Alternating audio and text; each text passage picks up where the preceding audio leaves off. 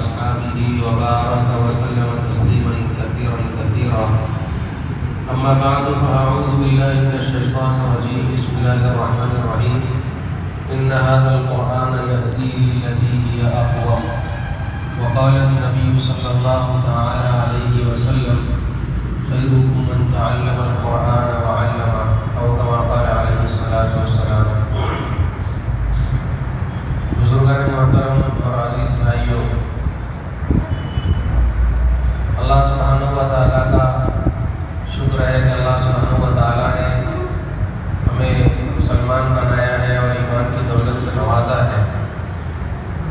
یہ بہت بڑی نعمت ہے جو اللہ نے ہم کو عطا فرمائی ہے، اور ہماری کامیابی کا دار و مدار اسی ایمان کی دولت پر ہے جو اللہ نے ہمیں بغیر مشقت اور بغیر مجاہدے کے محض اپنے فضل سے عطا فرمائی. مجھے اور آپ کو اس کی قدر کرنے کی ضرورت ہے. اللہ سے دعا بھی کرنا چاہیے کہ اللہ تعالیٰ ہمیں اس کی قدر کی توفیق عطا فرمائے. بہرحال آج آپ حضرات کے جلسے کے اندر حاضری کا موقع ملا.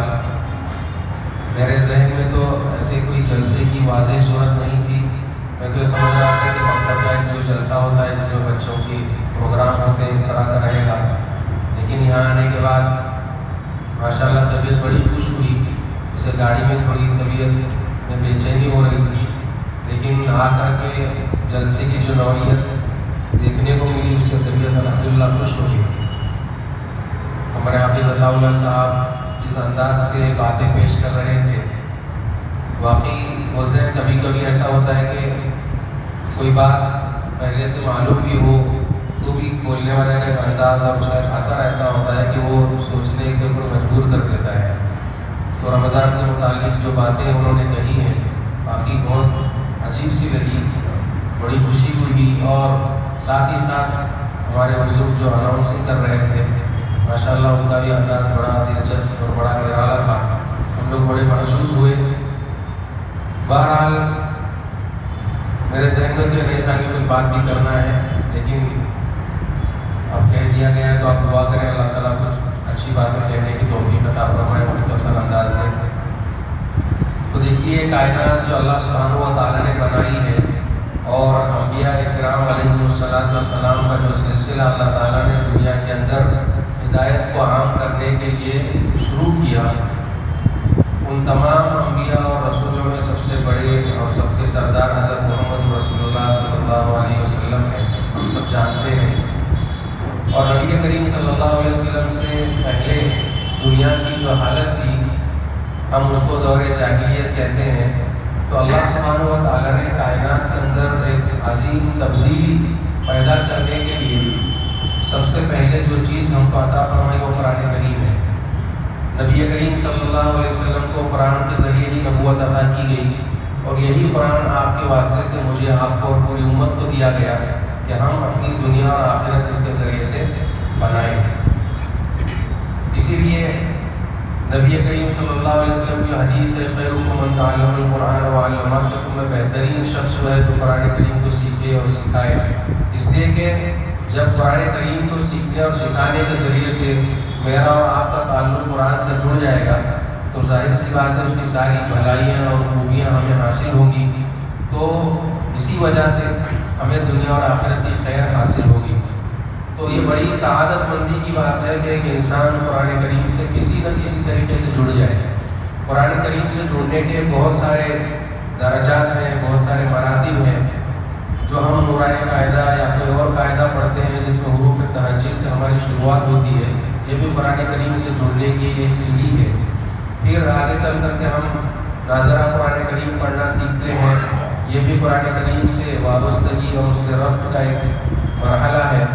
پھر آگے چل کر کے بہت سارے مرحلے ہیں کہ اس کو تجوید سے پڑھنا ہے، صحیح پڑھنا، پابندی سے پڑھنا، اور پھر اس کے معانی اور مطالب کو سیکھنے کی کوشش کرنا. پھر ہماری بات چیت کے اندر قرآن کریم کی تعلیمات ہو، ہمارے سننے سنانے میں قرآن کریم کی معلومات باتیں ہوں. یہ جتنا آگے بڑھیں گے کم ہے.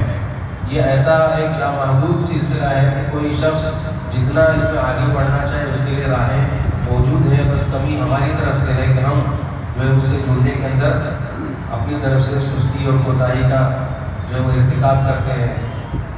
تو اللہ اللہ سبحانہ و تعالیٰ نے قرآن کریم کو نازل فرمایا اور اس دنیا کے اندر مادیت کے دور میں رہتے ہوئے ہمارے دلوں پر جو ایک زنگ چڑھا ہوا ہے، اس زنگ کو دور کرنے کا سب سے بہترین ذریعہ جو ہے وہ قرآن کریم ہے۔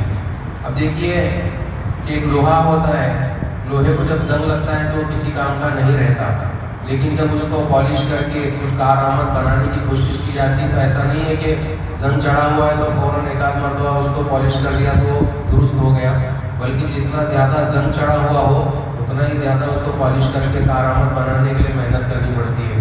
تو ہمارے دلوں پر بھی جو زنگ چڑھا ہوا ہے، اس زنگ کو دور کرنے کے لیے قرآن کریم سے جڑنا ہمارے لیے بہت ضروری ہے۔ اب یہ دلوں کا زنگ ہم کو قرآن کی طرف آنے نہیں دیتا، زنگ چڑھا ہوا ہے تو نہ قرآن کو دیکھنے کو جی چاہتا ہے، نہ قرآن کو پڑھنے کے لیے طبیعت آمادہ ہوتی ہے، کبھی پڑھنا چاہیں تو بہت دل پر بوجھ ہوتا ہے، کبھی پڑھ لیا۔ یہ سب علامتیں ہیں اس بات کی کہ ہمارے دلوں پر ایک گہرا زنگ چڑھا ہوا ہے۔ اس کو دور کرنے کے لیے قرآن کریم سے جڑنا ضروری ہے۔ شروع کے اندر طبیعت نہیں چاہے گی، پھر بھی ہم زبردستی اپنے آپ کو کیا کریں، قرآن کریم کے پڑھنے کے اوپر آمادہ کریں۔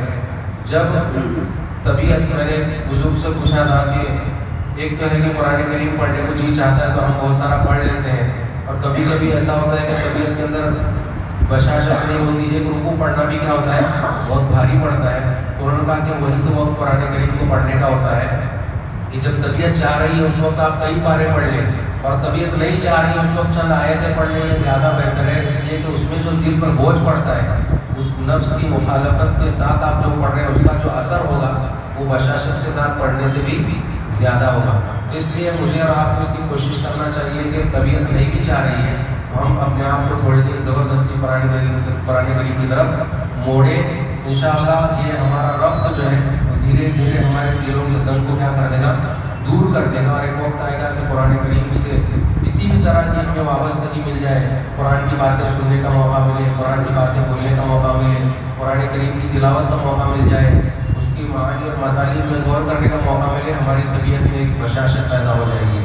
تو بہرحال قرآن کریم ایک بہت بڑی نعمت ہے ہر مسلمان کے لیے۔ مفتی شفیع صاحب رحمۃ اللہ علیہ نے لکھا ہے کہ قرآن کریم کے ناظرہ پڑھنے کی محنت کرنا فرض عین ہے ہر مسلمان کے لیے۔ ہر مسلمان کو ناظرہ قرآن کریم پڑھنا سیکھنا یہ فرض ہے، اور پھر اس کے بعد اپنے لیے بھی، اپنے اولاد کے لیے بھی اس کے معانی اور مطالب کے اندر غور و فکر کرنا، اور پھر اس کی ہدایات کے مطابق عمل کرنے کی کوشش کرتے رہنا، جو اس کے بعد کا درجہ ہے جو ہر مسلمان کے لیے ضروری قرار دیا گیا ہے۔ تو یہ ایک طرف خوشی کی بات ہے کہ بہت سی جگہوں پر الحمدللہ قرآن کریم کی محنتیں ہو رہی ہیں، جو حضرات قرآن کریم کے ساتھ اپنے آپ کو لگائے ہوئے ہیں۔ یہ مکاتب کا سلسلہ جو چل رہا ہے، جو توفیق اللہ کی طرف سے ملتی ہے، یا حفاظ کرام الگ الگ مسجدوں میں ابھی جیسا کہ ہم نے سنا کئی مسجدوں میں بھی ترتیب مکاتب کا سلسلہ قائم ہے، یہاں پڑھا کر فارغ ہوئے، دوسرے وقت دوسری مسجد سے، اس کے بعد تیسری مسجد میں۔ تو یہ جو حضرات ہیں جو اللہ کی طرف سے منتخب کیے گئے ہیں، یہ اللہ کی توفیق کے بغیر بہت مشکل ہے۔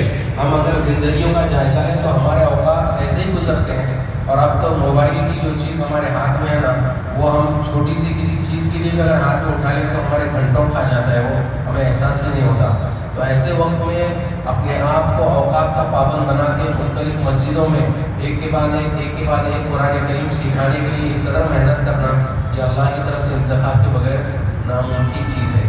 تو اس پر خوشی کا اظہار بھی ہونا چاہیے، اللہ کا شکر بھی ادا کرنا چاہیے۔ تو لیکن قرآن کریم سے ہدایت پانے کے لیے اور اس سے فائدہ اٹھانے کے لیے کچھ آداب ہیں، ان آداب کی رعایت کے ساتھ اگر ہم کیا کریں گے، قرآن کریم سے اپنے آپ کو جوڑیں گے تو انشاءاللہ اس کا فائدہ زیادہ ہوگا۔ ان ھذا القرآن یہدی للتی ہی اقوم، یہ قرآن ان لوگوں کے لیے ہدایت ہے جن کے دلوں کے اندر جو ہے وہ کجی نہیں ہے، وہ سیدھے لوگ ہیں۔ جن کے دلوں میں کجی ہوتی ہے ان کو قرآن سے فائدہ نہیں ہوتا۔ تو قرآن سے ہم کو جڑنا ہے تو ہمیں اپنے دلوں کی سلامتی کو بھی سامنے رکھنا ہوگا۔ مفتی تقی صاحب عثمانی دعوت برکاتہم لکھتے ہیں کہ جو آدمی اپنے آپ کو گناہوں پر اپنی کمر کس لیتا ہے، یعنی گناہ پر گناہ کیے جاتا ہے، اللہ تعالیٰ قرآن کے انوار و برکات سے اس کو محروم رکھتے ہیں، اور قرآن کی سمجھ اس کو عطا نہیں ہوتی ہے۔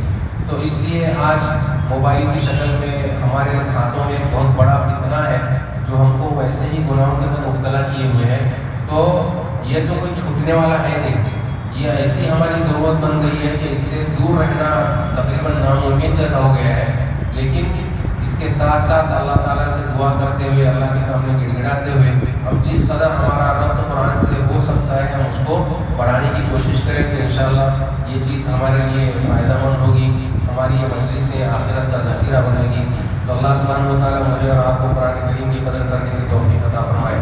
دیکھیے، میں کہہ رہا تھا کہ ایک طرف یہ مکاتب جو چلتے ہیں، قرآن کی محنت جس شکل میں بھی ہو رہی ہے وہ بڑی سعادت کی بات ہے، لیکن دوسری طرف ہم اگر سچائی کے ساتھ جائزہ لیں تو دنیا میں جتنے بھی دین کے کام ہو رہے ہیں ان سب کاموں کو ملا کر ہم نتیجہ نکالیں تو آج تک ہم امت کے تمام افراد کو قرآن سے جوڑنے میں کامیاب نہیں ہے۔ آج بھی امت کا اکثر طبقہ ہوا ہے جو قرآن کریم ناظرہ پڑھنا بھی نہیں جانتا۔ ابھی جیسے آپ حضرات ہم سے زیادہ جانتے ہیں کہ دیکھیے آپ اتنے بڑی بڑی عمر کے بزرگ حضرات کو دعوت دے رہے ہیں کہ آئیے قرآن سیکھیے، تو یہ بہت بڑی نعمت ہے اللہ کی۔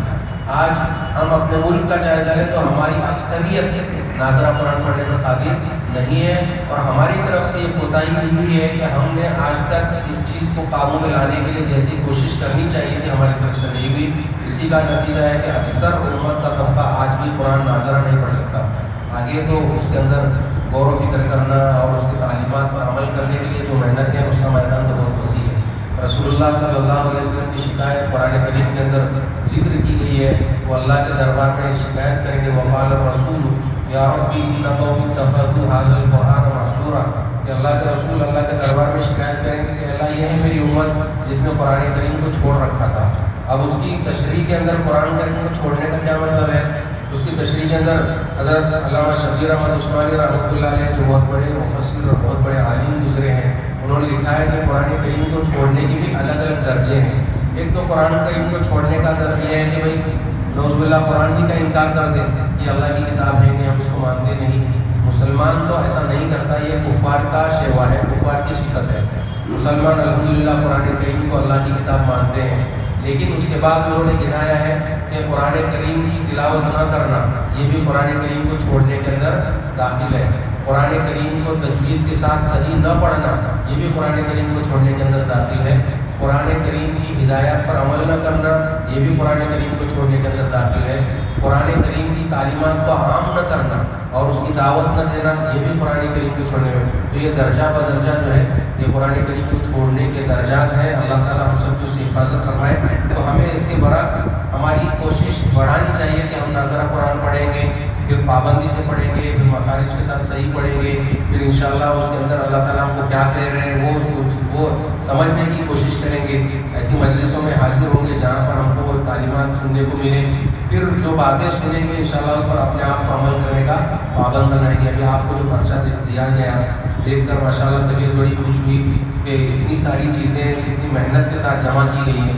اگر وہ پرچہ لے کر کے ایک ایک چیز پر بھی ہم اپنے آپ کو لانے کی کوشش کریں تو گزرتے وقت کے ساتھ انشاءاللہ ہماری اپنی زندگی میں ایک اچھی خاصی تبدیلی آ سکتی ہے۔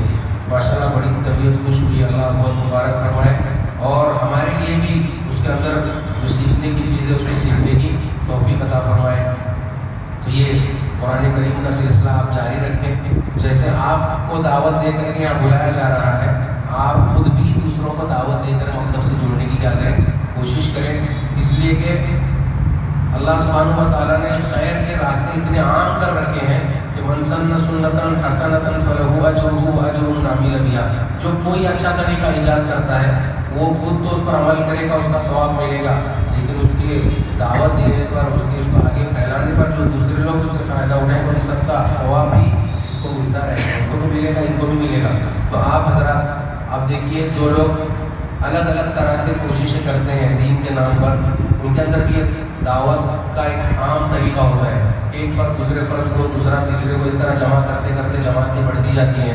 تو یہ ہمارے مکاتب جو ہے خصوصاً بڑوں کا جو مکتب ہے اس کے اندر بھی ہمیں چاہیے کہ ہم روزانہ کا ٹارگیٹ لے لیں یا ہفتے کا ایک لے لیں کہ میں ہفتے میں 2-4 ملاقاتیں کریں گے، ڈھونڈ کر کے اپنے محلے کے اپنے دوستوں کو ایسے جا کر کے قرآن کی دعوت بھائی ہم جا رہے ہیں آپ بھی آئیے، اس طرح سے دعوت دیں گے تو انشاءاللہ یہ حلقہ بڑا وسیع ہوگا اور اس کے اثرات بھی بہت زیادہ ہوں گے اور اس کے فوائد انشاءاللہ ہم سب کو حاصل ہوں گے۔